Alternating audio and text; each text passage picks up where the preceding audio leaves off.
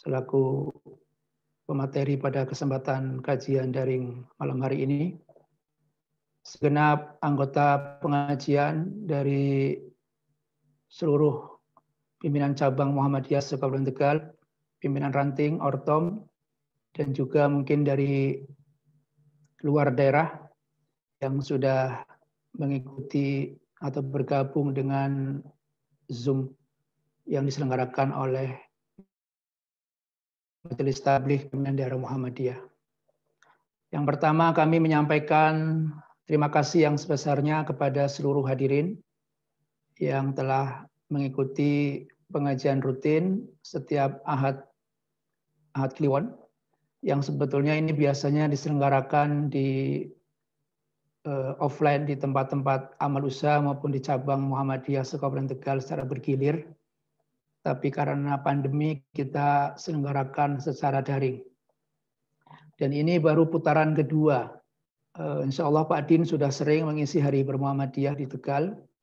Dan ini menjadi kesempatan yang sekian kalinya untuk hadir di tengah-tengah kita. Tema yang kita angkat pada pengajian malam hari ini adalah beragama yang mencerahkan. Sebetulnya ini adalah salah satu rujukan dari hasil Tanwir atau tema Tanwir 2019 yang berlangsung di Bengkulu pada bulan Februari. Masih sangat relevan dengan keadaan kita hari ini di tengah-tengah kondisi bangsa, di tengah-tengah kondisi umat yang saya kira masih terus harus diberikan pencerahan-pencerahan oleh kita semua, terutama dari pimpinan kader anggota Muhammadiyah, untuk bisa menjadi umat yang memiliki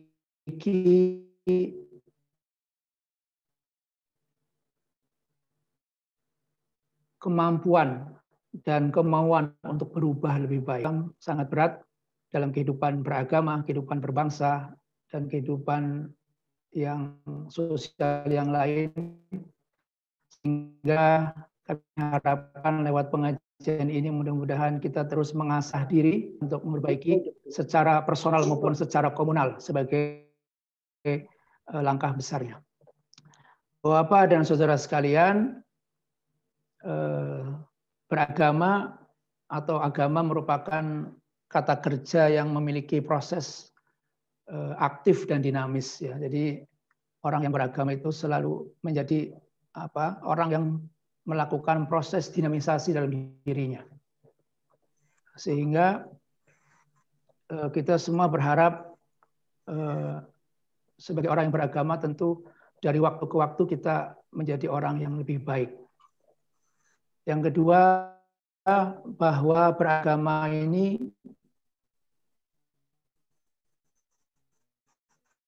atau agama ini merupakan wahyu Allah yang menuntun manusia menuju kebahagiaan baik di dunia maupun di akhirat kelak. Yang ketiga, beragama merupakan sumber nilai dan motivasi yang bisa menggerakkan manusia untuk selalu meraih kemajuan dan bisa menjadi spirit kita untuk menumbuhkan optimisme yang bisa membantu. Beragama adalah ketika kita memiliki nilai akhlak oleh Allah di muka bumi ini untuk memperbaiki akhlak yang mulia. Mudah-mudahan kita bisa meniru apa yang dicontohkan oleh Rasulullah SAW. Demikian mungkin sedikit pengantar dari kami. Marilah kita ikuti dan kami harapkan kegiatan kita untuk Majelis Tabligh di bulan-bulan ke depan tetap bisa berlangsung selama kita belum bisa menyelenggarakan pengajian secara offline. Demikian yang dapat kami sampaikan. Terima kasih atas seluruh partisipasi dan mohon nanti bisa ada tanya jawab, ya, diberi kesempatan kepada seluruh hadirin. Assalamualaikum warahmatullahi wabarakatuh. Waalaikumsalam warahmatullahi wabarakatuh. Terima kasih kami sampaikan kepada Pak Ketua Pimpinan Daerah Muhammadiyah Kabupaten Tegal, Haji Arif Asman, Semoga apa yang beliau sampaikan dan beliau harapkan mudah-mudahan bisa kita cermati, harapan beliau bisa kita tunaikan. Ya, agama yang mencerahkan dan juga agama yang menggembirakan. Hadirin rahimakumullah, untuk acara yang selanjutnya yaitu kajian inti atau acara inti tausiah pencerahan yang akan disampaikan oleh yang terhormat kepada Pak Profesor Tim Samsudin. Waktu dan tempat sepenuhnya kami dipersilakan. Tafadhal Mas Buron. Terima kasih moderator. Bismillahirrahmanirrahim. Alhamdulillahil aliyyil qadir. Wassalatu wassalamu ala nabiyil basyirin nadhir wa ala alihi wa ashabihi wa man salaka tariqahul munir. Yang saya hormati Ketua PDM Kabupaten Tegal, Ustadz Arif Azman, dan segenap jajaran PDM, PCM, PRM, se-Kabupaten Tegal, dan Ortom Muhammadiyah, para jamaah rahimakumullah. Assalamualaikum warahmatullahi wabarakatuh. Alhamdulillah, saya bersyukur dan berbahagia dapat ikut serta pada acara ini, yaitu Malam Bermuhammadiyah. Karena diselenggarakan malam, maka berubah menjadi Malam Bermuhammadiyah, bukan Hari Bermuhammadiyah. Sekaligus teknis dan kesalahpahaman untuk pengajian yang lalu. Kebetulan sedang dalam perjalanan ke Bandung kalau tidak salah, dan ada kesulitan teknis jaringan. Namun alhamdulillah kali ini dapat ikut serta dan kita bersilaturahim. Saya lihat di layar tadi banyak hadir para aktivis mujahid dakwah Muhammadiyah dari berbagai daerah. Tidak hanya Kabupaten Tegal, tapi juga dari daerah sekitarnya. Nah, tema kita malam ini tadi sudah dijelaskan baik oleh moderator maupun oleh Ketua PDM. Beragama yang mencerahkan. Jadi moderator menambahkan yang menggembirakan. Saya kira boleh ditambah predikat-predikat lain yang senada.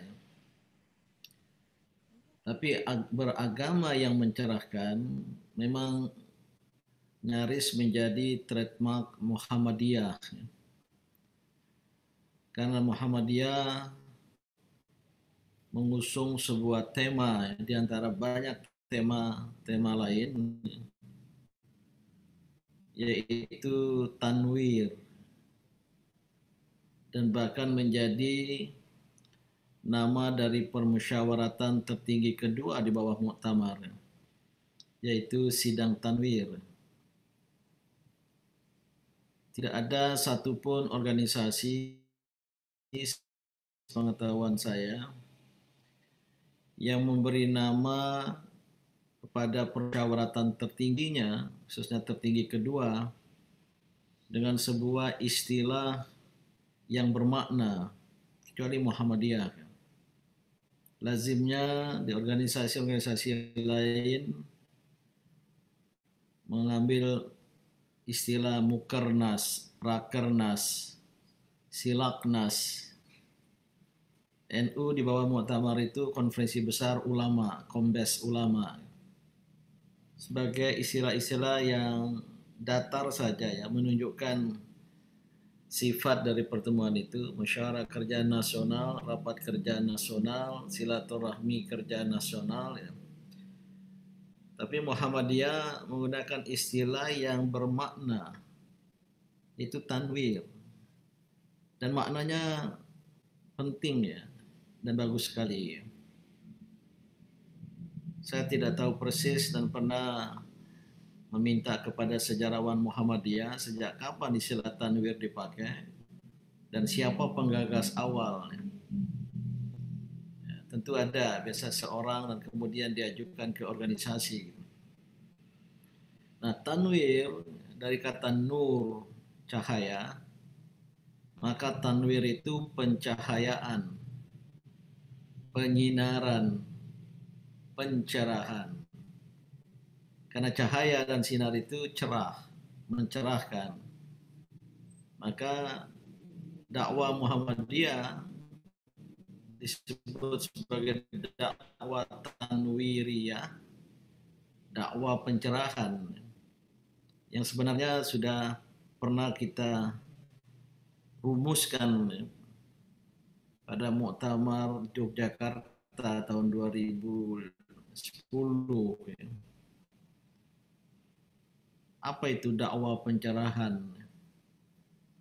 Waktu itu ya, ta'ajukan bahwa dakwah pencerahan adalah dakwah yang pada dasarnya mengeluarkan manusia, terutama seperti ayat Al-Quran itu.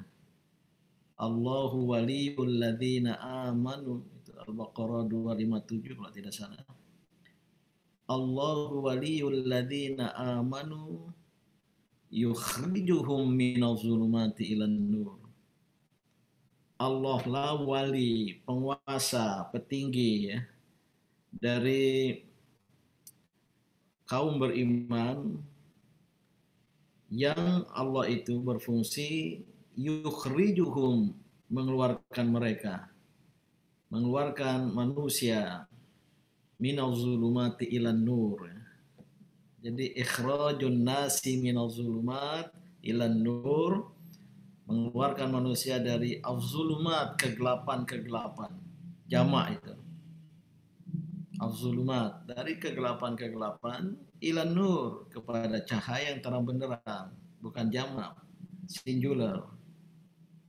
Maka inilah yang namanya proses tanwir. Jadi tanwir itu adalah ikhrajun nasi minaz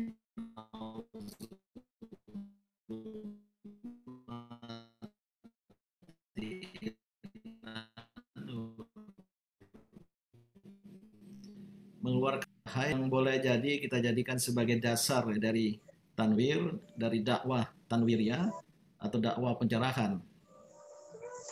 Dan waktu itu kita jabarkan dakwah pencerahan itu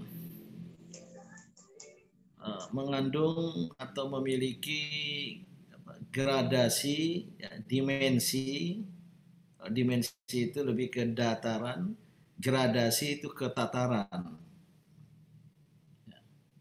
Apa dimensi dan sekaligus gradasi dari tanwir atau pencerahan itu?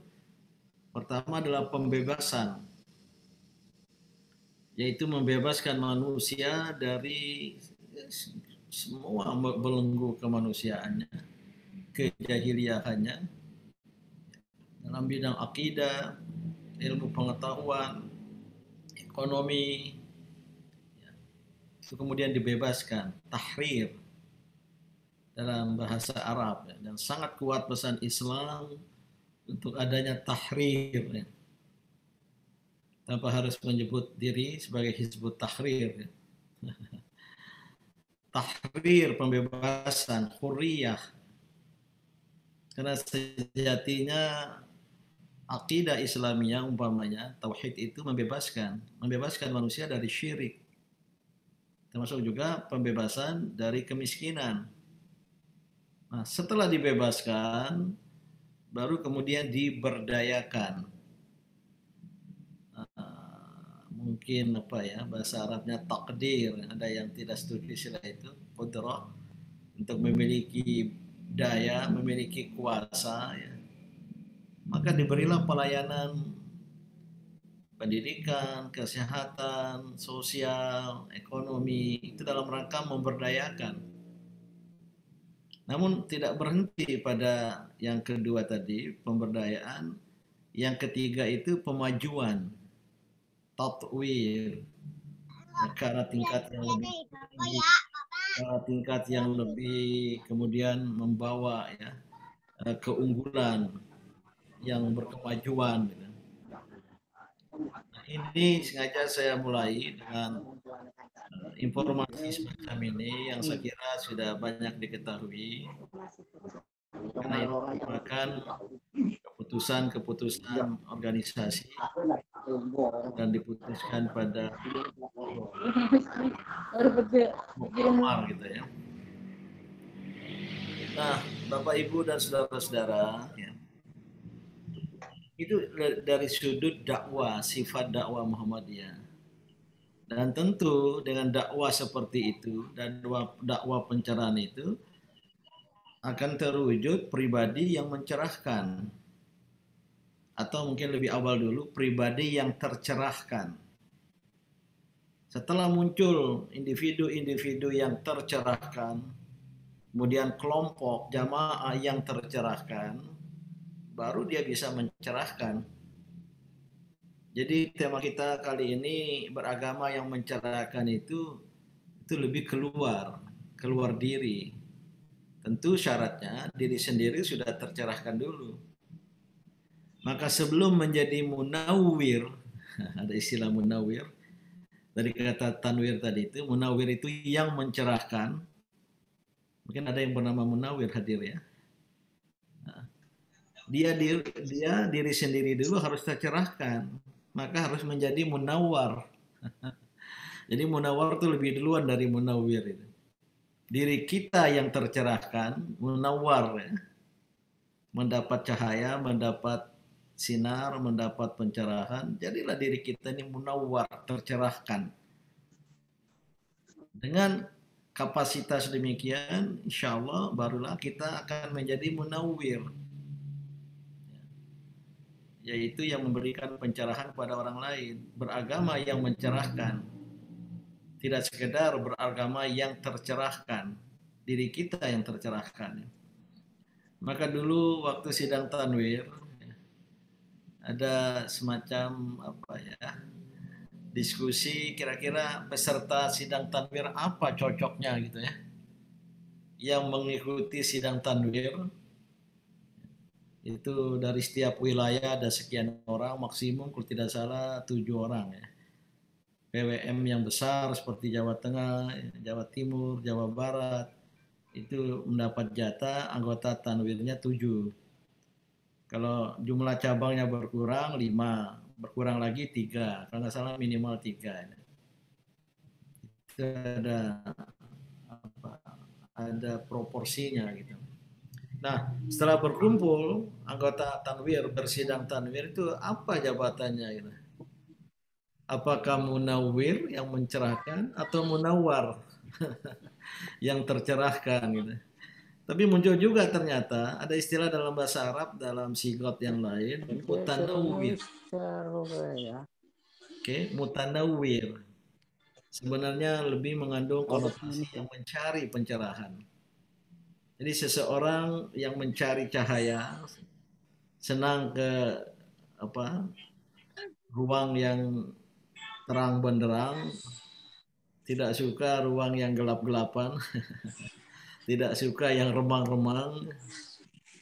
Nah, itu dia mutanawwir, dia mencari pencerahan. Saya kira semuanya boleh ya. Kita harus menjadi mutanawwir yang mencari pencerahan, diri kita menjadi munawwar yang tercerahkan, baru kemudian kita menjadi munawwir yang mencerahkan orang lain, masyarakat, bahkan alam semesta secara keseluruhan. Nah, saudara-saudara, ya, beragama yang seperti itulah yang diharapkan oleh Islam.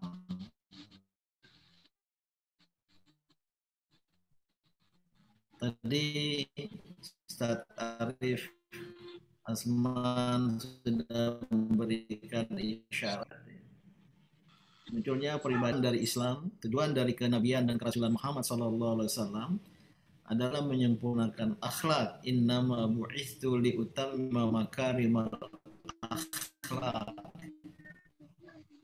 Maka kalau ada di ulama ya, ada aqidah, ibadah, akhlak.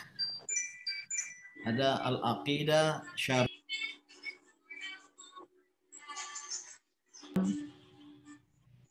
Host kenapa memiutkan saya? Iman, Islam, ihsan. Itu selalu ada ya sistematika ajaran Islam yang bersifat trilogi ya. Ini bukan trisila ya. Kalau trisila yang memeras Pancasila jadi 3, diperas lagi jadi Ekasila. Itu penyimpangan dari Pancasila itu. Ini trilogi. Iman, Islam, ihsan. Ada dasarnya. Hadis Jibril yang menyamar kepada Nabi kemudian bertanya apa itu iman, apa itu Islam, apa itu ihsan. Maka Islam, al-Islam secara keseluruhan ajarannya itu ada yang berdimensi keimanan, ya keyakinan, akidah, kemudian ada yang bersifat keislaman, pengamalan, tapi ujungnya ihsan. Atau pakai al-aqidah, asy-syariah, al-akhlaq. Al-aqidah, al-ibadah, akhlak. Nah ringkasnya, muara dari beragama itu akhlak. Adanya pribadi yang berakhlak. Maka dalam kaitan ini, sering saya sampaikan ibadat itu sebenarnya bukan tujuan terakhir. Memang ada ayat Al-Quran ya. Wa ma khalaqtul jinna wal insa illa liya'budun. Tiadalah aku ciptakan jin dan manusia illa liya'budun, sering diterjemahkan kecuali untuk beribadat. Sebenarnya tidak salah terjemahan itu. Tetapi jika dipahami datang menimbulkan pemahaman ibadat sebagai tujuan terakhir, ibadat sebagai terminal terakhir, dalam pengertian kalau sudah selesai ibadat maka selesailah urusan. Selesai sholat wassalam, selesai puasa, Ramadan, Lebaran, jadi bubaran. Selesai menunaikan ibadah haji, berharap haji mabrur atau haji mardud. Setelah sudah selesai, bangga menulis gelar haji ya, pakai peci haji. Itu Ustadz Arif Azman tuh haji itu, jangan-jangan 2-3 kali, tapi nggak pernah pakai peci. Atau saya juga sudah beberapa kali haji, jarang sampai gelar H. Kadang-kadang orang memakai gelar H, ya, haji itu. Ditambah kiai lagi. Gitu. Sekarang ini karena haji itu ada gengsi ya, di zaman pilkada ya. Dulu sekarang juga mungkin ada itu. Bilang sama tim sukses, gimana ya cara biar saya ada gelar H gitu. Supaya ditantumkan di baleho nanti. Belum haji dan belum musim haji. Apalagi kemarin kan ditutup haji gitu. Disarankanlah oleh tim suksesnya, bapak atau ibu umroh aja dulu. Umroh itu haji kecil. Maka pulanglah dia dari umroh itu pakai gelar H, maksudnya haji kecil gitu. Padahal umroh nggak pakai gelar gitu. Nah, saudara-saudara semua kembali, jadi muaranya akhlak, betul kata Ustaz Arif Azman tadi itu. Maka sholat kita itu diharapkan membentuk kepribadian yang berakhlak.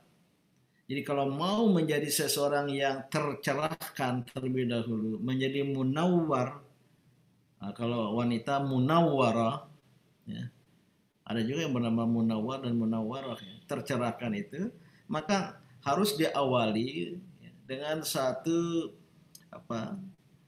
sikap membentuk kepribadian yang bercahaya, membentuk kepribadian yang mencerahkan itu lewat ibadat. Dan ibadat itulah yang kemudian akan membentuk kepribadian dalam diri kita. Kalau ibadat itu seperti sholat khususnya, ya, yang tanha 'anil fahsya'i wal munkar, berarti akan membentuk kepribadian yang punya daya tahan terhadap hal-hal atau perbuatan keji dan perbuatan mungkar itu. Akan muncul dari dirinya itu. Kalau dalam Al-Quran simahum fi wujuhihim min athari sujud. Kelihatan auranya itu dari bekas sujud, tapi mohon maaf ya. bukan karena di keningnya ada hitamnya ya. Wah, karena banyak sujud. Itu tidak salah juga. Boleh jadi juga, benar. Tapi min athari sujud, tapi pada aura kepribadian.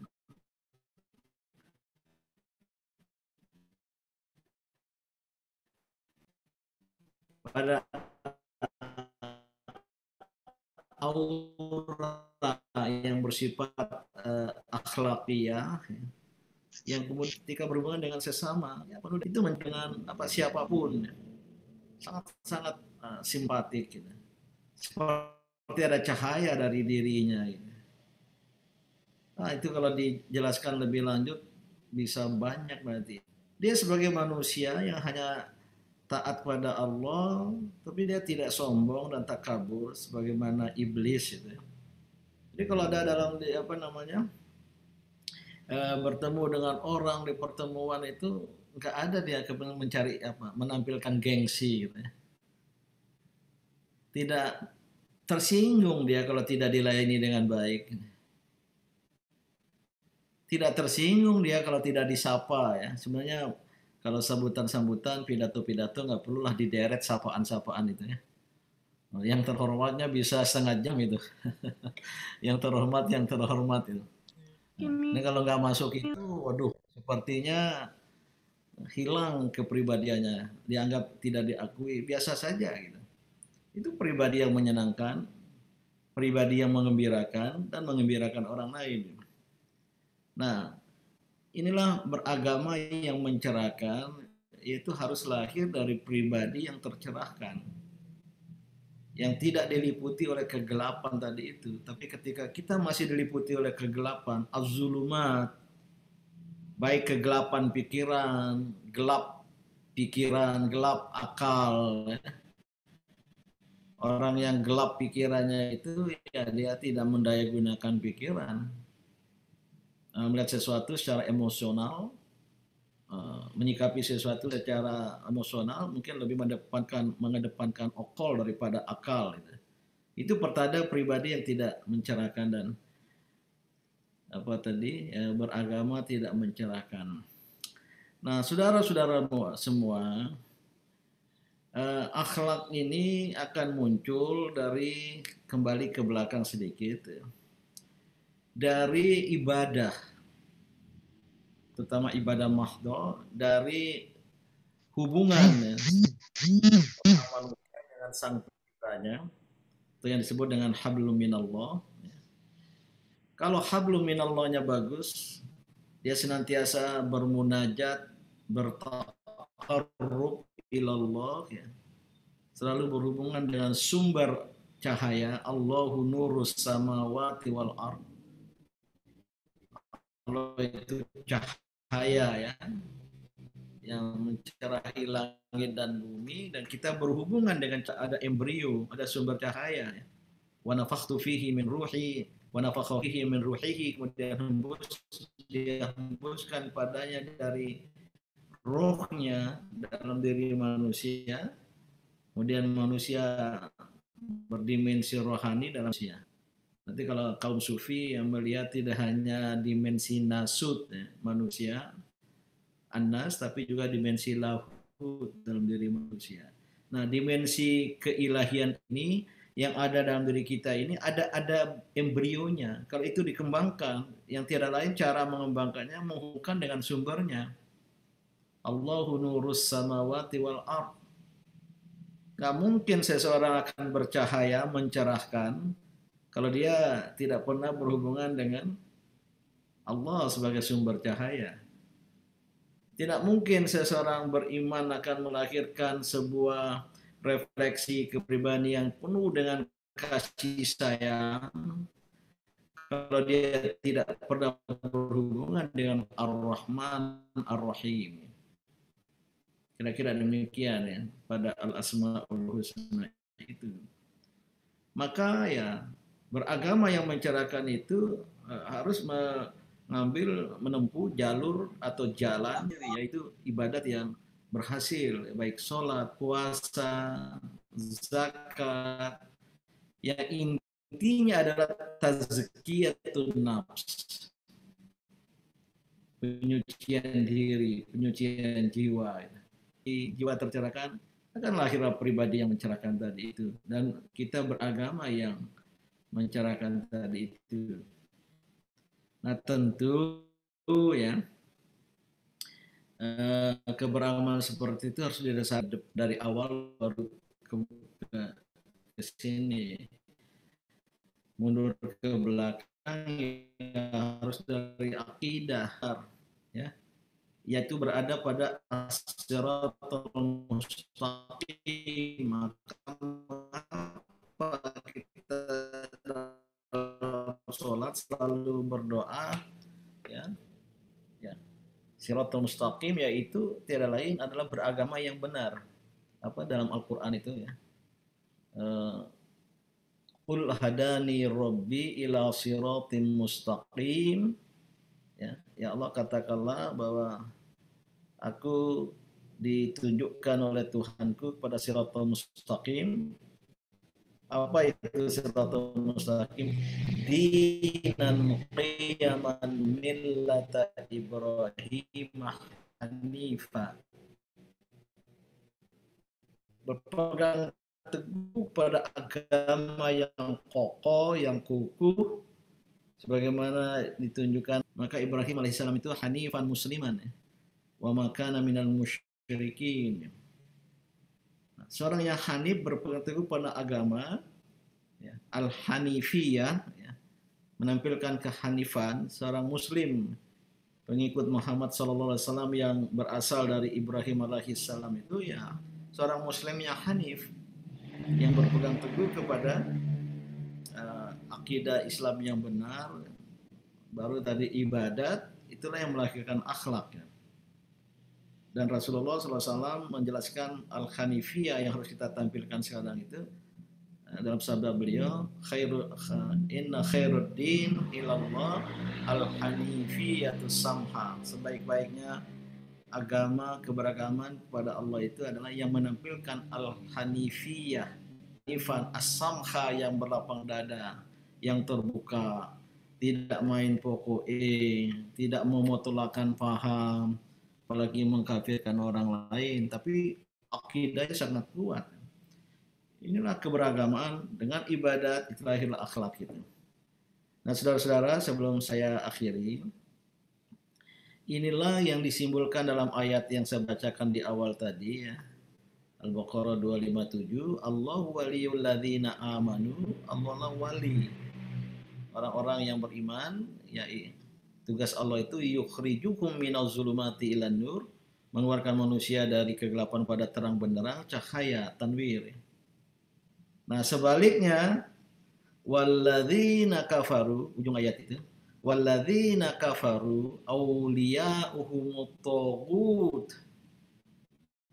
wali mereka itu taghut. Taghut itu sebenarnya lebih pada sikap, bukan sosok. Pada satu sikap yang melampaui batas, yang melakukan togian, yang togo ya, dan ekstremis di dalam ekonomi ya, itu togut yang menampilkan togian. Nah, orang-orang kafir, walladzina kafaru, dan orang-orang kafir itu auliyahum togut, pemimpin-pemimpin mereka, idola-idola mereka, apa rujukan-rujukan mereka itu togut ya. Apa kerja togut itu? Kecenderungannya yukhrijunahum minan nuri ila dhulumat. Ya. Yukhrijunahum minal dhulumatin. Mereka itu mengeluarkan manusia dari cahaya terang benderang kepada kegelapan-kegelapan. Nah, ini yang saya kira banyak terjadi ya. Dan kalau kita terlibat, apalagi menjadi togut, yang ekstremis, ya, yang melampaui batas, ketika diberi amanat, ya, dia kemudian melampaui batas, menindas, itu togut. Ketika diberi kuasa dalam bidang ekonomi, dia kemudian menindas juga, sehingga terjadi kesenjangan ekonomi ya. banyak togut-togut politik, togut ekonomi, togut sosial budaya ya yang ada sekitar kita itu yang sebenarnya mereka itu mengeluarkan manusia dari cahaya terang benderang kepada kegelapan-kegelapan. Kalau saya tadi mengeluarkan manusia dari kegelapan-kegelapan pada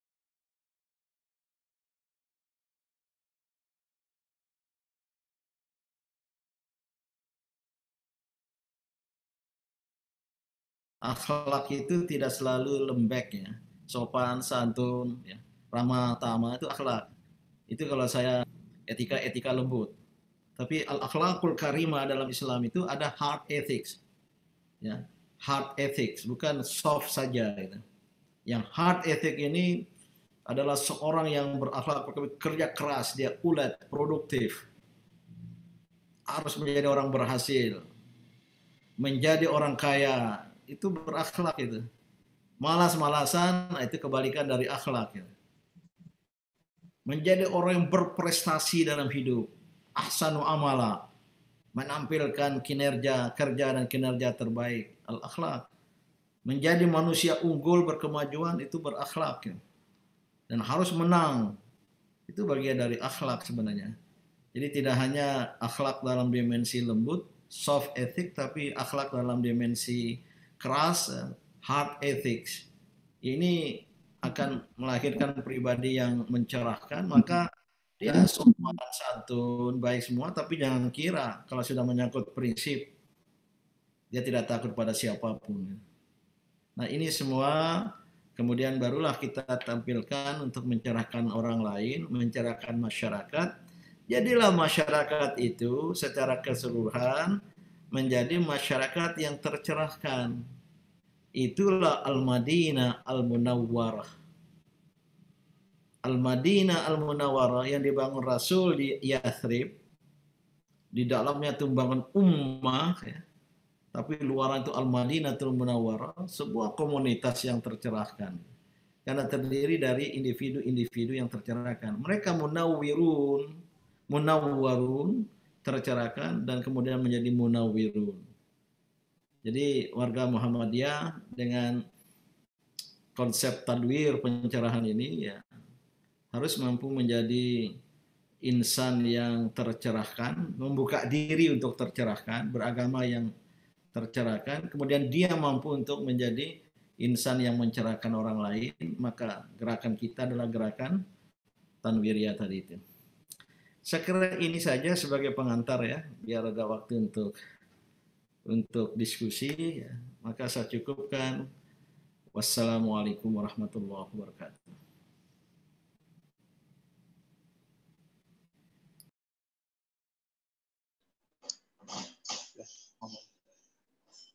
Alhamdulillah, demikianlah penyampaian tausiah dari beliau, Prof. Din. Mudah-mudahan apa yang beliau sampaikan bisa menjadikan kita orang-orang yang tercerahkan, menjadi orang-orang yang munawar. Kalau Pak Prof mungkin sudah menjadi yang munawir, Prof. Insya Allah menjadi orang yang mencerahkan. Kita sebagai orang yang mutanawir, yang sedang mencari pencerahan, mudah-mudahan dengan penyampaian Prof. Din bisa menjadikan kita orang-orang yang tercerahkan, menjadi orang yang munawar. Hadirin yang dirahmati oleh Allah, untuk sesi selanjutnya adalah dialog. Maka kepada para hadirin kami beri kesempatan untuk menyampaikan baik berkaitan dengan materi atau mungkin di luar materi yang terkoneksikan dengan sudah.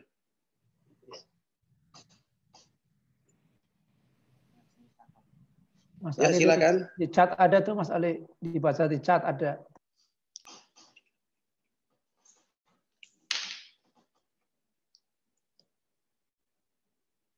Ya, bentar.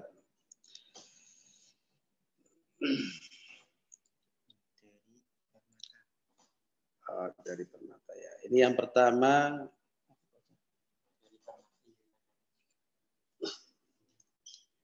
Dari Permata. Assalamualaikum. Adakah tip untuk Muslim memangkas konsep akhlak yang sempit dalam arti supaya tidak ada muslim yang pandangan hanya pada satu dimensi. Matur nuwun.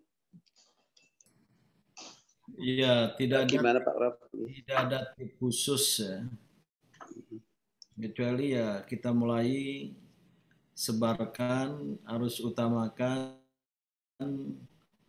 konsep akhlak yang luas tadi itu, yang berdimensi ganda, baik berdimensi lembut maupun berdimensi lunak. Yang ini dapat kita pahami dari al-asma'ul husna itu sendiri.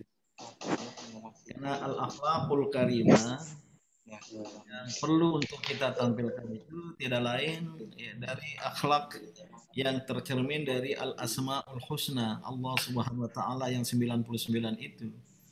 Yang benihnya ada dalam diri manusia, bersamaan dengan pengebosan ruh dalam batas-batas manusiawi. Ini bisa dikembangkan embrio Allah Subhanahu wa taala.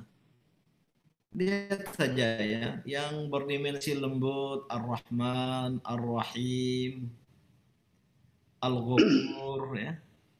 Apalagi? Ya, pemaaf. Tapi Al-Asmaul Husna itu ada yang berdimensi keras ya. Al-Qahar, gagah, perkasa. Jangan mudah kalah dan dikalahkan, apalagi mengalah. Itu Al-Qahar. Apalagi itu Al-Jabbar. Coba lihat, kapan-kapan bedah itu ya. Bolehlah untuk pengajian yang khusus itu membedah berapa dari al-asmaul husna itu yang berdimensi soft dan berapa yang berdimensi hard, lembut dan keras. Keras itu bukan kekerasan ya, apa ya? Saya nggak tahu istilah lainnya itu. Bukan keras kemudian violent kekerasan itu. Nah, pokoknya apalah dari al-asmaul husna itu tadi sudah saya sampaikan dua itu kan ya. Dua contoh gitu. Nah, yang kedua juga kita bisa mengacu kepada perilaku dari Rasulullah SAW yang mengamalkan al-akhlaqul karimah.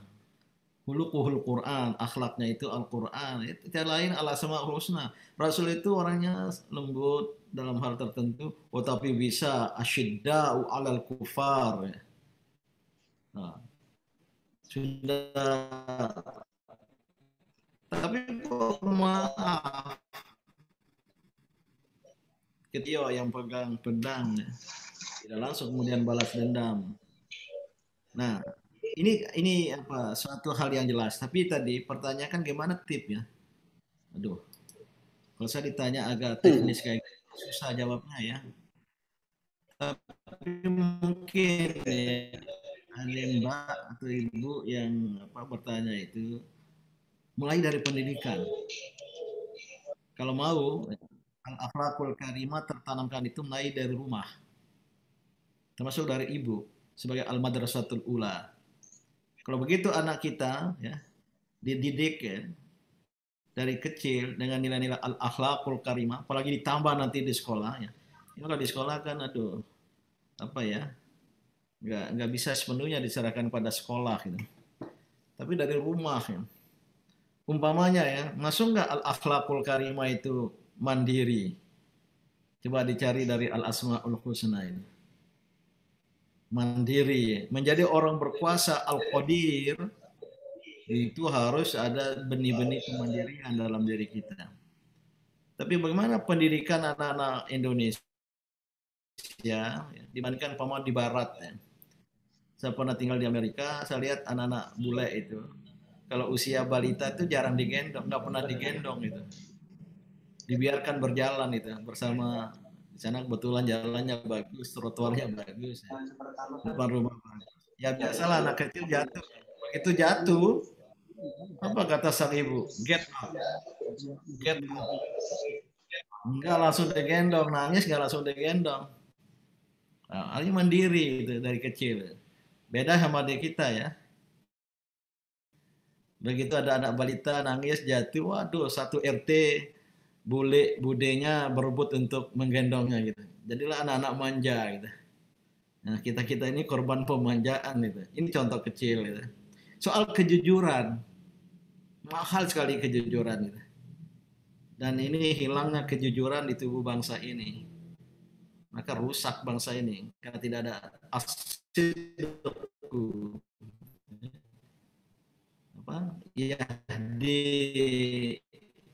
ilal bir, kepada kebenaran, wal bir kebohongan, kedustaan, al-kidbu.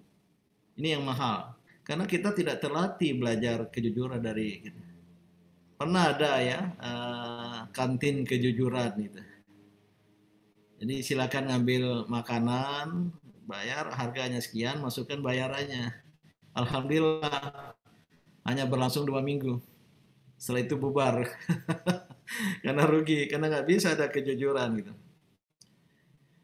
Saya 2 pekan lalu ya sholat Jumat di kebetulan di Jakarta PSBB, saya agak ke pinggiran dikit, ada sholat Jumat itu pakai protokol kesehatan juga.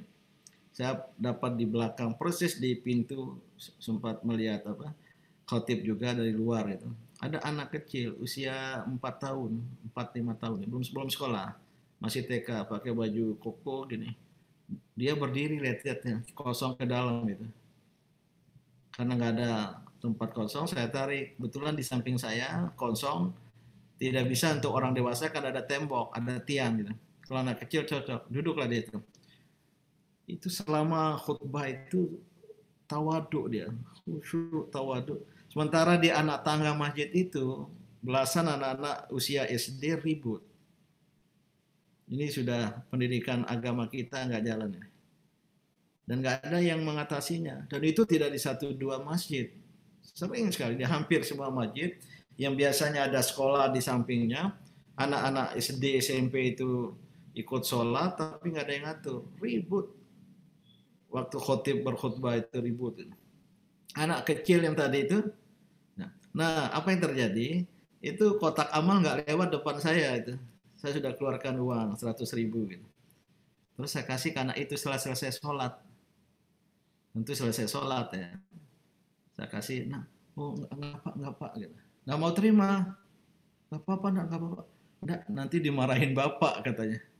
Wah, saya kaget anak ini. Bang, saya lagi nggak usah takut ya, bilang sama bapaknya, ini dari Pak Din Syamsuddin. Nyatanya dari Pak Din Syamsuddin. Saya tambah 200.000. Bukan 100.000, 200. Nggak, bapak nggak mau udah terima. Nggak, nak. Terimalah, insya Allah bapaknya nggak marah nanti ya. Terima dia. Mana rumah kamu? Itu agak kompleks di masjid itu.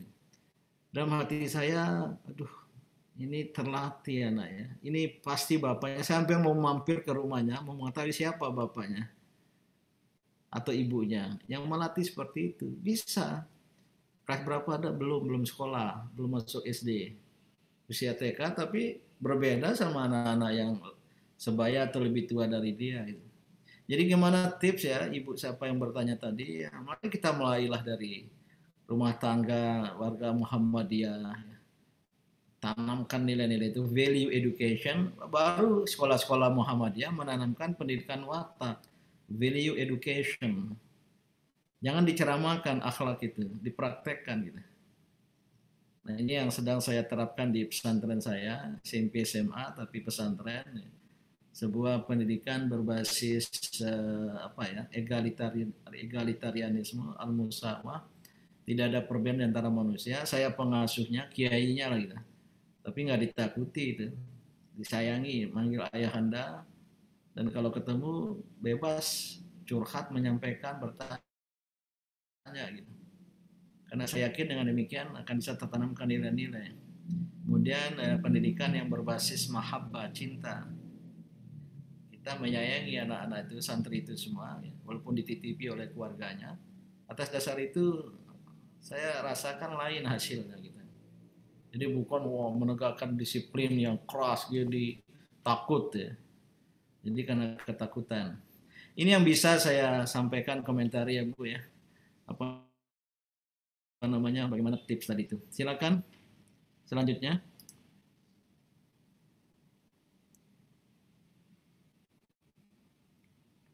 Mana moderator membacakan?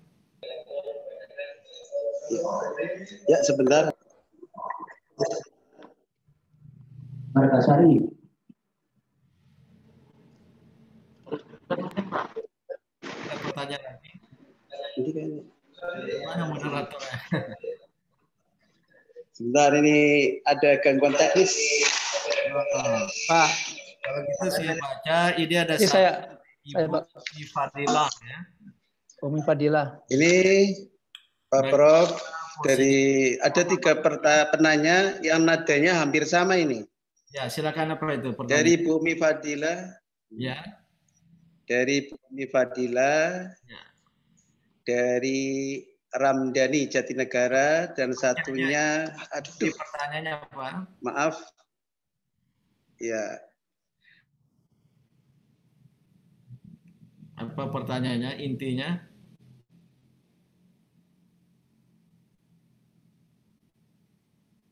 Atau ini aja saya baca ya, kelihatannya ada masalah moderator jaringannya. Dari yang Mbak Umi Fadila, bagaimana Muhammadiyah kondisi bangsa yang carut marut seperti ini, ketika sebagian rakyat dan penguasa dalam kegelapan. Ya gimana posisi Muhammadiyah? Mungkin bukan posisi ya, gimana sikap dan peran. Ya. Karena harus berperan.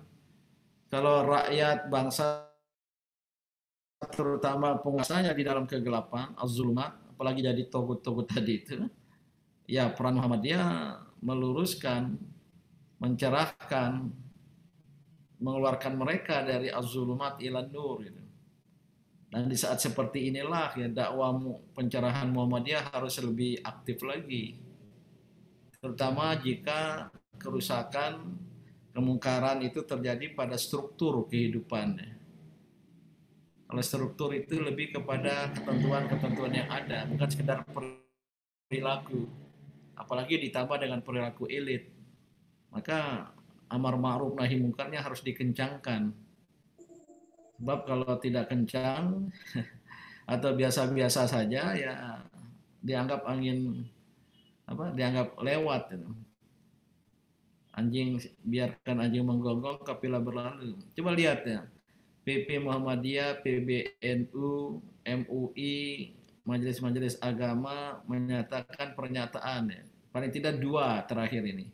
Minta menunda pilkada karena sangat potensial menjadi klaster baru. Sementara pandemi ini belum sampai ke puncak dan korban bertambah setiap hari. Dan yang kedua ya ormas-ormas yang sama ya PP Muhammadiyah, PBNU, MUI supaya menolak Omnibus Law. Nggak digubris oleh pemerintah yang sudah gelap mata, yang sudah summum bukmun umyun fahum. Nah gimana itu dakwah kita seperti itu? Kalau dengan kaulan layyinan, perkataan yang lembut, ya nggak mempan. Bahkan kaulan syadidan lebih keras lagi nggak mempan juga ya. Nah, saya tidak tahu gimana posisi yang terbaik. Namun saya berkeyakinan kalau ormas besar seperti Muhammadiyah, NU kompak, tidak berhenti pada pernyataan, tapi ada lebih maju lagi. Ya. Saya yakin minta ketemu presiden bersama-sama seluruh tokoh. Nah, sudah terlalu sekali kalau tidak mau mendengar. Gitu. Tapi untuk bisa seperti itu kita harus punya kekuatan, punya political leverage, punya wibawa politik.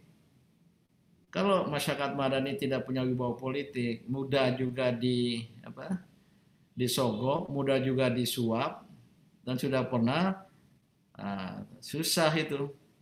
Kita nggak bisa maju tak gentar membela yang benar.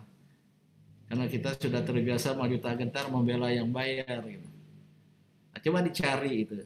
Apa faktor-faktor yang menyebabkan suara-suara kebenaran tidak didengar? Jelas hati yang mendengarnya sudah tertutup.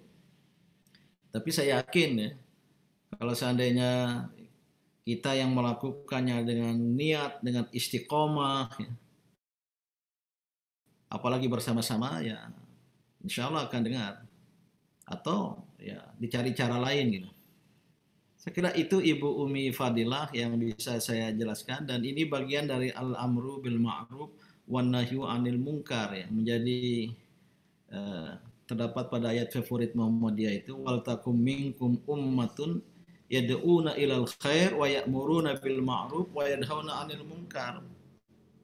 Jadi Muhammadiyah ini dua misi utamanya, ad-da'wa ilal khair seperti menyelenggarakan pendidikan, kesehatan, pembangunan ekonomi, yad'una ilal khair harus dikombinasikan dengan wa ya'muruna bil ma'ruf wa yanhauna 'anil munkar, amar ma'ruf nahi munkar. Itu yang menjamin wa ulaika humul muflihun, mencapai al-falah, kemenangan.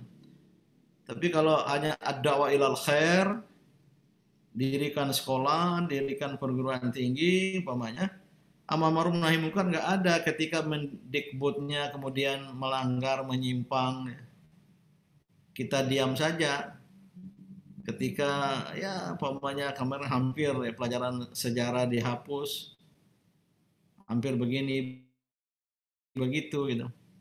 Nah kalau kita diam saja amar ma'ruf nahi munkar, maka saya kira apa yang kita hasilkan dari ad-da'wa ila khair itu bisa runtuh gitu. Nah, syaratnya untuk amar ma'ruf nahi munkarnya harus tegar, tegas, tegar. Ya. Tapi kalau ada kombinasi, ya, kita berharap nanti bisa ditampung jadi pejabat gitu ya. Jadi menteri, jadi ini ya susah. Itu hubbud dunya wa karahiyatul maut. Itu syaratnya. Memang harus ya sepi, hilang dari kecenderungan jabatan. Tapi kalau mudah karena kita berharap jabatan ini, jabatan itu, sehingga lidah kita keluh dalam beramar ma'ruf dan nahi munkar, ya sudah, nggak akan jalan gitu. Saya kira Muhammadiyah kita memiliki watak amar ma'ruf nahi munkar yang tegas dan jelas itu. Silakan selanjutnya. Mana moderatornya?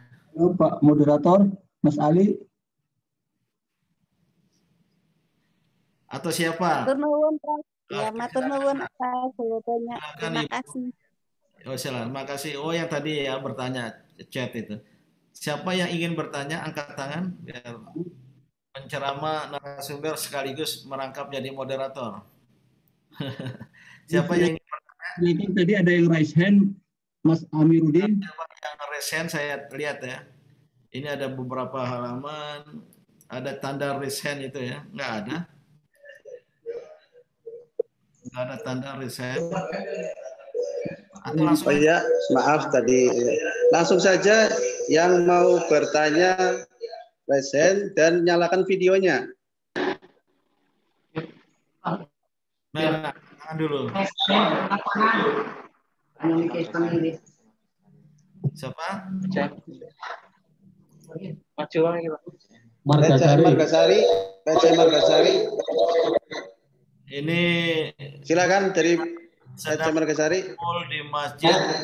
Assalamualaikum warahmatullahi wabarakatuh. Ya, di Margasari. Ini ada Ustadz Ali Makmuri nggak di situ ya? Nggak hadir. Tidak hadir. Ya. Saya tahu beliau guru senior saya di kantor dulu, orang Margasari. Oh iya. Tapi orang kasih pakai masker ya.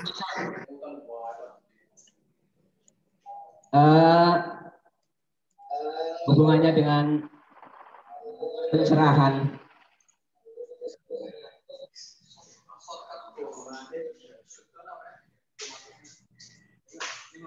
Agak kurang jelas ya. Ya, bahwa kita diharapkan menjadi munawar. Sedangkan di lain pihak mengajak kepada dari cahaya kepada zulumat. Seperti ayat Al-Quran, Yuriduna liyutfi'u nurullah bi afwahihim wallahu mutimmu nurihi walau karihal kafirun. Umat Islam di Indonesia boleh dikatakan terbanyak. Belum bisa mencerahkan apa sejauh mana mencerahkan bangsa ini. Yang perlu dikatakan baru seperti ayat seperti itu ketika Rasul mau hijrah. Maka mirip dengan pertanyaan tadi, kalau umat Islam bersatu, insya Allah cahaya Islam akan jaya. Bagaimana langkah-langkah ya Muhammadiyah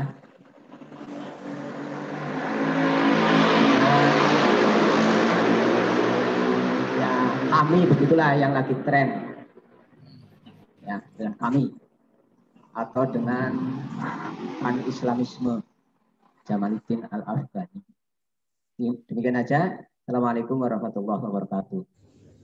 Waalaikumsalam warahmatullahi wabarakatuh. PKM Margasari ya. Katanya sedang berkumpul di rumah ketuanya mungkin itu ya. Cuma saya saksikan di layar ini tidak menerapkan protokol kesehatan ya. Tidak pakai masker dan tidak menjaga jarak gitu. Ya, memang persyaratan atau bahkan prasyarat ya, dari keberhasilan dalam dakwah ya, seperti gerakan pencerahan Muhammadiyah dan umat Islam di Indonesia yang walaupun kita mayoritas tapi tidak mesti kemudian berhasil. Ayat Al-Quran sudah mensinyalir kamin fi'atin qalilatin ghalabat fi'atan katsiratan biidznillah. Berapa banyak kelompok kecil, kelompok minoritas bisa mengalahkan kelompok mayoritas dengan izin Allah karena menguasai syarat kemenangan itu. Sementara kelompok mayoritas umat Islam tidak memenuhi prasyarat itu. Prasyarat kemenangan dalam perjuangan itu bisa banyak ya. Bisa banyak sekali, terutama ya, harus ada kekuatan ekonomi, harus ada apa infrastruktur kemenangan itu sendiri, media, komunikasi. Namun ya yang harus kita perhatikan juga harus ada kebersamaan dan kekompakan.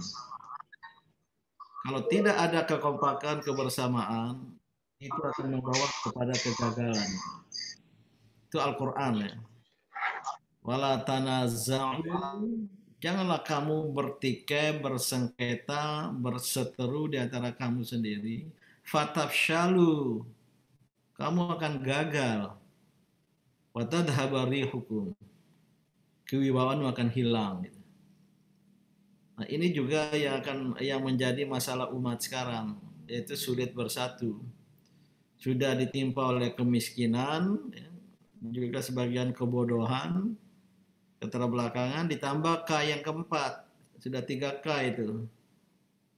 K yang keempat kesulitan bersatu dan rentan untuk diadu domba. Terakhir ini saya mendengarai ada upaya divide et impera terhadap umat Islam, bahkan dalam satu organisasi. Lihat saja, ketika ada agenda politik, Muhammadiyah pecah itu. Antara mendukung A atau mendukung B. Kemudian saling serang. Dan begitu pula di ormas-ormas lain. Ini nestapa ya. Karena kita tidak punya daya tahan terhadap upaya pengadu dombaan yang terakhir ini sangat kentara itu adu domba di antara kita. Nah, itu tidak lain ya, para pimpinan sampai tingkat bawah menyadari betapa pentingnya al-ukhuwah gitu. Dan betapa kita menyadari ya, kebersamaan itu sebagai prasyarat dari kemenangan gitu. Baru kemudian ya kita bekali diri dengan kekuatan-kekuatan lain, ya. Terutama kalau orang lain kekuatan ekonomi. Dalam agenda demokrasi, umat Islam yang banyak, jangankan anggota, pimpinannya bisa dibeli oleh kekuatan ekonomi luar, gitu. Karena kita tidak berdaya secara ekonomi, gitu. Oleh karena itulah ya, secara internal dulu lah ya kita lakukan internal Muhammadiyah, baru nanti Muhammadiyah mengajak ormas-ormas Islam yang lain. Mas Arief, saya kira pada tingkat PDM harus sering-sering bertemu ya dengan pimpinan ormas-ormas Islam lain untuk menyamakan visi, persepsi, dan dibuatlah semacam kode etik. Kalau ada hal-hal yang kemudian menimbulkan perseteruan, segera kita duduk bersama untuk memusyawarahkannya. Ya, idealnya MUI berfungsi demikian ya. Tapi MUI pun ya kadang-kala juga tak sepi dari upaya divide et impera semacam itu. Nah, ini yang dapat saya sampaikan ya. Dan mungkin pesan internal ke dalam diri Muhammadiyah ini, kita harus punya daya tahan. Dan punya daya tahan terhadap upaya eksternal yang ingin mengadu domba di antara kita. Ya.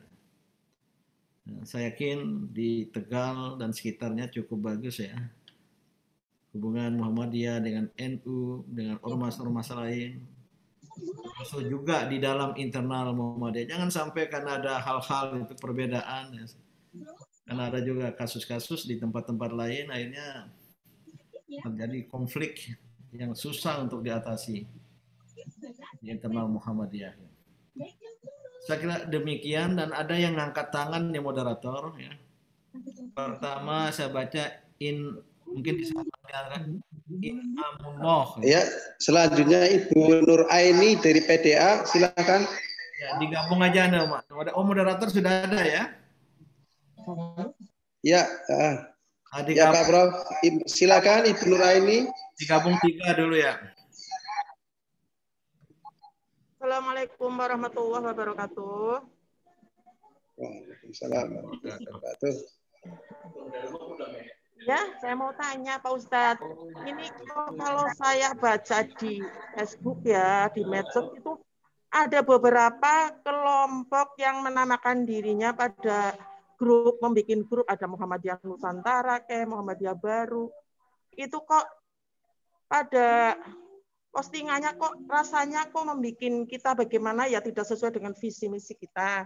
Kemudian kalau seperti itu, apa dari Muhammadiyah, dari PP misalnya, bagaimana sih menyikapi yang seperti itu? Kayaknya kok membuat apa ya, rusuh atau membuat kita nggak nyaman, tidak sesuai dengan misi kita, Ustaz. Begitu. Terima kasih. Assalamualaikum warahmatullahi wabarakatuh. Ini moderator, saya satu persatu aja ya. Ibu salah alamat bertanya kepada saya ya Bu ya. PP Muhammadiyah. Saya ini ketua pimpinan ranting Muhammadiyah, jadi nggak bisa menjawab. Tapi ya ada gejala tadi banyak kelompok-kelompok mengatasnamakan Muhammadiyah. Ada yang sebenarnya untuk mau lucu-lucu aja itu. Ada itu grup itu Muhammadiyah garis lucu katanya. Dikumpulin yang lucu-lucu. Tapi kalau sudah ada grup mengatasnamakan sebuah organisasi, mungkin tidak hanya Muhammadiyah, isinya kemudian menyimpang, itu dapat dipastikan. Itu grup liar itu. Itu grup yang ingin melemahkan Muhammadiyah, yang ingin madu domba Muhammadiyah. Coba cek siapa adminnya, siapa saja anggotanya. Jangan-jangan bukan orang Muhammadiyah itu. Tapi kalau kritis terhadap organisasi, bertanya ya, itu mungkin masih dalam batas-batas wajar itu.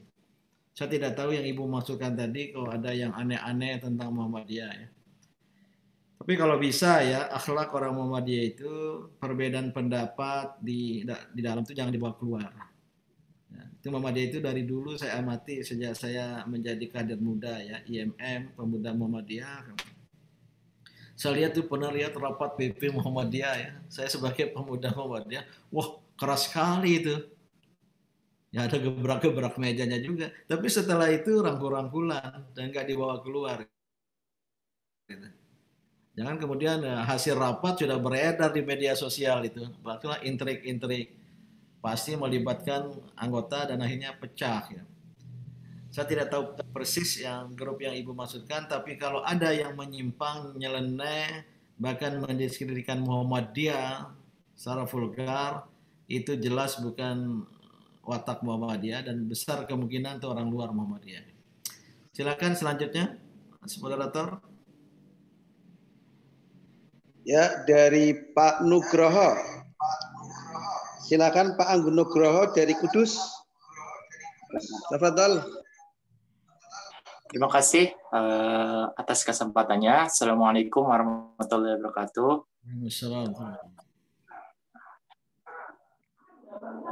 Perkenalkan, saya Anggun Nugroho Saputra. Saya mahasiswa fisika, Pak, dari Institut Teknologi Sumatera. Nah, yang ingin saya tanyakan adalah mengenai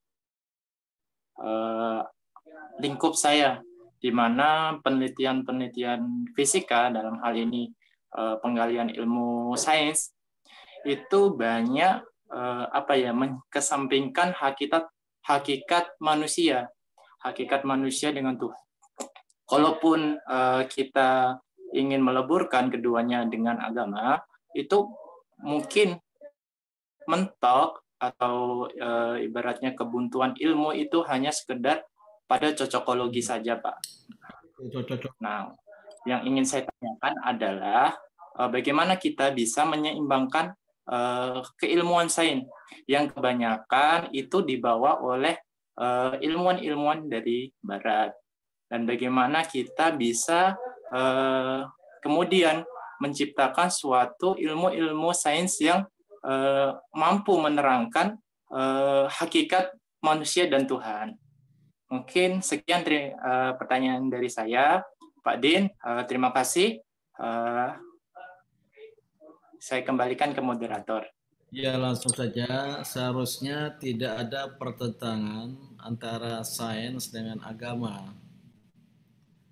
Karena sains itu adalah hasil dari pemahaman kita terhadap ayat-ayat kauniyah, tanda-tanda kebesaran dan kekuasaan Allah di alam semesta. Apalagi eksakta ya, khususnya eksakta. Sementara agama itu berdasarkan wahyu bertumpu pada ayat qauliyah, ayat-ayat perkataan wahyu Al-Quran. Jadi antara ayat qauliyah dan ayat kauniyah seharusnya selaras, sejalan gitu.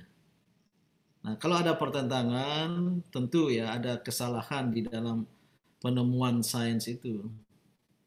Tapi kalau natural sciences yang disebut dengan ilmu-ilmu eksakta seperti ilmu Anda itu fisika, ya, apa temuan fisika walaupun dari orang Barat itu dikembangkan oleh ilmuwan-ilmuwan Muslim juga ya, Al-Khwarizmi, Al-Biruni, yang diambil oleh orang-orang Barat dan mereka kembangkan berdasarkan observasi. Gitu. Seharusnya tidak bertentangan, dan oleh karena itulah ya pendidikan Islam harus mampu memecah dikotomi antara ilmu dan agama. Masalah kita sekarang ya terjadi dikotomi, dan namanya saja seolah ilmu-ilmu agama itu yaitu tauhid, fikih, seolah yang lain itu bukan ilmu-ilmu agama. Maka sekarang sedang dicari istilah yang tepat. Nah, mohon maaf kalau saya sebut pesantren saya itu yang gambar di belakang saya itu SMP SMA ya, SMP SMA yang saya rancang ya, untuk adanya integrasi agama dan sains. Saya minta betul pamannya yang mengajar fisika, Anda ngajar tentang apa? Katanya tentang apa? Daya ya, gaya ya. Mas, saya bilang ke pengajar mata pelajaran Al-Quran atau Al-Hadis, bisa nggak ada cari ya, ayat yang kemudian bisa mendukung itu? Ternyata ada. Saya lihat, saya tanya, coba yang pengajar biologi apa? tentang sistem pencernaan. Bisa nggak Al-Quran, Al-Hadis juga mengajarkan itu sebelumnya atau sesudahnya? Itulah upaya integrasi agama dan sains itu ya. Ini sedang kita terapkan. Itu sekolah saya itu ada gambar di belakang saya itu. Baru saya buka kampusnya. Itu SMP SMA baru tahun kelima ya, baru selesai 4 tahun. Kita terapkan integrasi ilmu agama dan apa yang disebut dengan sains itu. Ya. Nah, maka Anda sebagai mahasiswa fisika, banyak fisikawan itu yang kemudian mengaitkan dengan agama. Nah, Anda harus belajar ayat-ayat Al-Quran, harus belajar ayat-ayat auliyah, wahyu, atau ayat-ayat Quraniyah yang berhubungan dengan fisika banyak sekali itu. Maka Anda akan lihat nanti, wah ternyata Islam itu sangat-sangat ilmiah gitu. Dan bisa Anda kemudian menjadi fisikawan muslim. Oke, moderator, banyak yang angkat tangan itu, dilihat raise hand. Ya, untuk selanjutnya kami persilakan Direktur PPAD Ustadz Inamullah. Tafadhal, Ustadz. Ini kita sepakat sampai jam 9.30 ya. Ya. Ya, Prof. Siap. Ada 19 menit lagi. Ya. Assalamualaikum warahmatullahi wabarakatuh, Pak Din. Sudah 2 kali antum ke pondok kita. Terima kasih. Banyak beri perhatian untuk PPAD, Pak Din. Ya. Yang iya. Di daerah mana itu ya? Di terakhir panjenengan 1 tahun yang lalu Tegal, Pak Din. Ahmad Dahlan. Pesantrennya Balapulang. Oh, Balapulang ya. Ya baru ingat saya. Iya, terakhir bukan di Guci ya. Ya, betul, Madin, betul sekali. Terakhir Guci. Itu yang enak boleh, itu. kalau mau kesini lagi di situ. Ya, kalau mau kesini lagi silahkan. Sate yang 3 bulan itu di Guci itu. Iya, betul. Iya, iya, mohon maaf. Ini bicara masalah akhlak, menarik sekali tadi waktu antum menyampaikan tentang akhlak. Saya ingin tanya tentang apa pendapat antum sekarang ini terhadap akhlak yang ada, terutama untuk generasi muda yang sekarang ini. Kemudian ini yang pertama. Yang kedua, apakah kemudian pelajaran-pelajaran akhlak yang kalau tidak salah dulu pernah diajarkan di sekolah dasar, itu apakah perlu juga untuk dijalankan atau diajarkan juga? Karena selama ini kita hanya bisa mengandalkan pelajaran akhlak itu diberikan kepada orang tua, sementara orang tua sendiri zaman sekarang untuk bicara masalah tata cara, bicara masalah apapun itu seolah-olah mereka masih blank gitu. Itu aja 2 untuk yang perlu saya sampaikan. Ya, secara umum memang memprihatinkan tingkat derajat akhlak dari khususnya generasi muda yang sekarang disebut generasi milenial. Tentu ini akibat sekarang mereka berada pada sebuah era yang penuh dengan kebebasan, liberalisasi, ada era digitalisasi, apalagi dengan teknologi informatika. Sekarang terjadi revolusi informasi di dunia ini, sehingga ya kita bisa mengetahui, dan tentu ya teknologi itu sebenarnya netral saja, berdimensi ganda, ada sisi kebaikan, ada sisi keburukan. Ya gadget, HP umpamanya itu ada baiknya juga.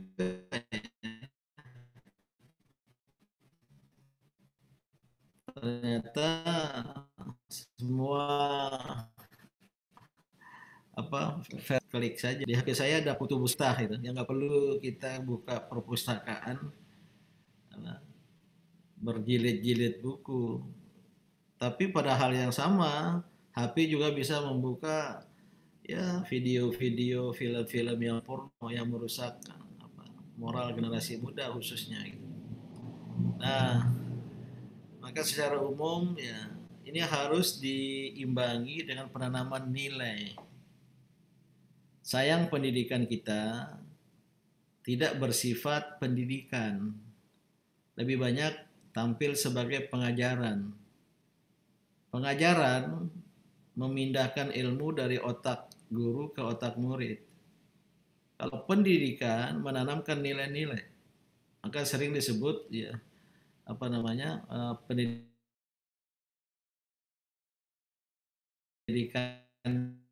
menanamkan moral, akhlak, watak. Ya. Ada namanya pendidikan agama di sekolah-sekolah umum khususnya, berapa jam itu. Tapi isinya pengajaran agama. Tidak terlalu, ada sih sedikit kepada penanaman nilai. Ya, value education tadi itu. Ini yang harus dirombak oleh pendidikan Muhammadiyah. Maka pendidikan akhlak itu akan hilang itu. Baik sebagai sebuah kurikulum atau sebagai isi dari kurikulum atau mungkin proses pendidikan itu sendiri yang diterapkan. Karena pendidikan itu harus dengan praktek. Ya, pendidikan akhlak itu harus dengan praktek gitu. Dan banyak sekolah-sekolah Muhammadiyah yang berhasil. Ya. Jadi di tengah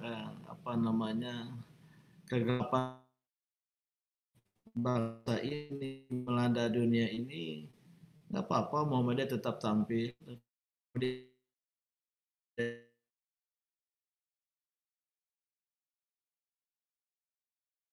Tren. Nah, yang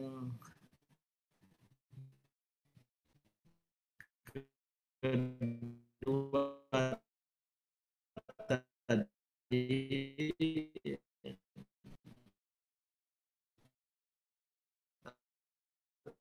untuk